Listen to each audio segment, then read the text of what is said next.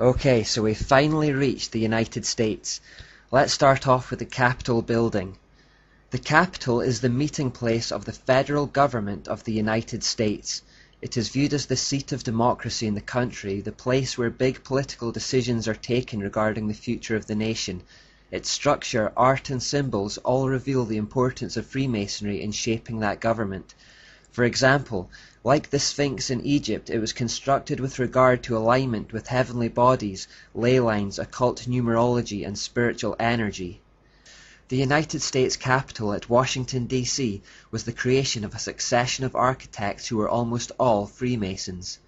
Originally designed by William Thornton, the work was completed by Brother Benjamin Latrobe, who also redesigned it after the War of 1812. The flanking wings and the Great Dome were added later by Brother Thomas Eustache Walter. It was George Washington himself who laid the cornerstone with full Masonic regalia and ritual. The cornerstone of the U.S. Capitol building was laid with Masonic honors on September 18, 1793, under the auspices of the Grand Lodge of Maryland. At the ceremony, President George Washington presided. Worshipful Brother Washington was assisted by Joseph Clark, Grand Master of Maryland, Elisha C. Dick, Master of Alexandria Lodge No. 22 of Virginia, and Valentine Reinsel, Master of Lodge No. 9 of Maryland. Not just the Capitol, but the geographical layout of the whole of Washington, D.C. was carefully designed, and the Capitol itself is just one component. Take a look at this photo and notice its relation to the Washington Monument, one of the most famous obelisks in the world. Notice how similar this is to the Vatican's layout. This exact same layout can be found in Paris also and many other cities. Why this configuration? The key to this is perhaps the dome, which dominates these buildings. In many ancient cultures, the dome shape represented the female principle or the womb. When you have the male principle, which is the obelisk, connected to the female principle, it was believed by occultists that a third entity, a kind of spiritual energy, is produced. We've already seen that idea in the square and compass logo. In occultism, the idea is also quite prevalent that certain shapes and colors either create or diffuse energies. We're quite familiar with this concept today in the form of Feng Shui, which was a craze a while ago. Arranging your furniture in relation to what they do with energies to create balance. You can think of this kind of arrangement between the obelisk and the dome as a kind of Feng Shui designed to generate a spiritual power. At the top of the Capitol dome we find this statue, who symbolically faces east towards the sunrise. This is the goddess of reason who the French enthroned at Notre Dame, or as we've come to know her since the beginning of this study, Ashura or Ashtoreth. She pops up absolutely everywhere. This particular idol was designed by a Freemason, Thomas Crawford, and is standing on top of a spherical shape which almost certainly represents the earth, around which is written in Latin, E pluribus unum. This means, out of many, one. Now remember, there's always a light side and dark side to every symbol, so the lighter good meaning for public consumption is calling for the unity of the American people, which was made up of immigrants. The dark hidden meaning is that the whole world will be united under the feet of this enigmatic goddess. The American form of Ashura is mostly known as Columbia. The DC in Washington, D.C. actually stands for Washington District of Columbia, so effectively it's like saying that it's her district, her territory where she rules. Fans of the movie theatre will recognize her as the logo for Columbia Pictures.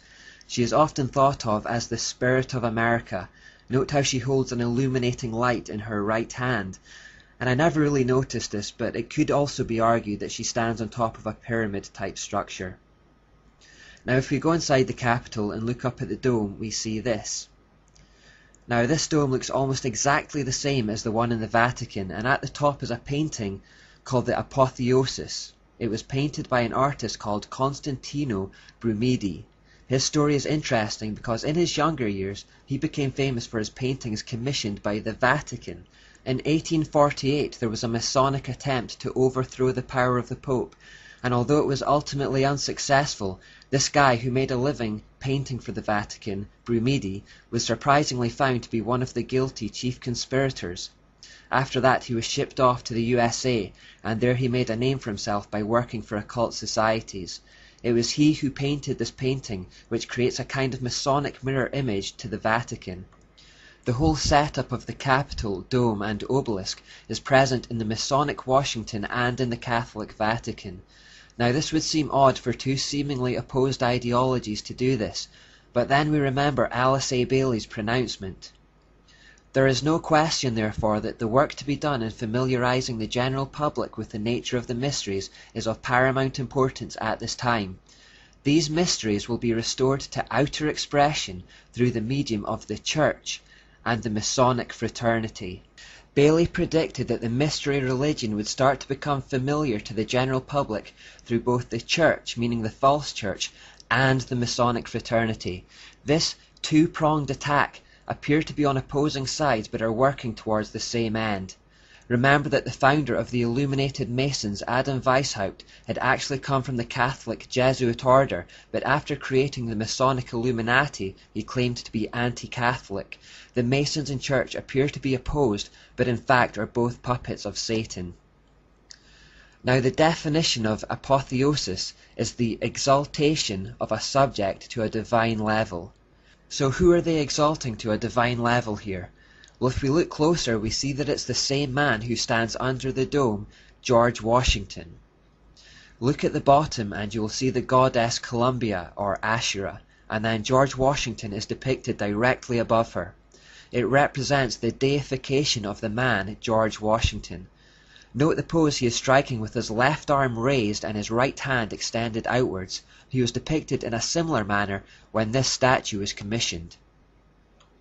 Now this statue is again elevating Washington to a position of God, as it was modelled on Zeus. It was meant to go on display at the Capitol, but after it was found to make people uncomfortable, it was moved to the Smithsonian Museum instead. What is extraordinary is that this pose is more commonly associated with Baphomet, the horned goat god that represents Satan. Remember when we turned the pentagram representing man upside down, we got Baphomet. So if the painting intends to elevate the man Washington to the level of a god, we are forced to ask the question, what kind of god? Incidentally, while Baphomet is on the screen, you may also notice that it has both male and female features, which is the usual male and female, light and dark from one source theme that we've already seen countless times. If we go back to the painting one more time, we see that the other figures that surround Washington are also ancient gods and goddesses from pagan mythologies, the likes of Atlantis, Venus, Vulcan, Ceres and Minerva, all in reality just demons looking for worship. Directly beneath the dome is the Capitol's crypt, and on the center of the floor there is a bronze sun symbol.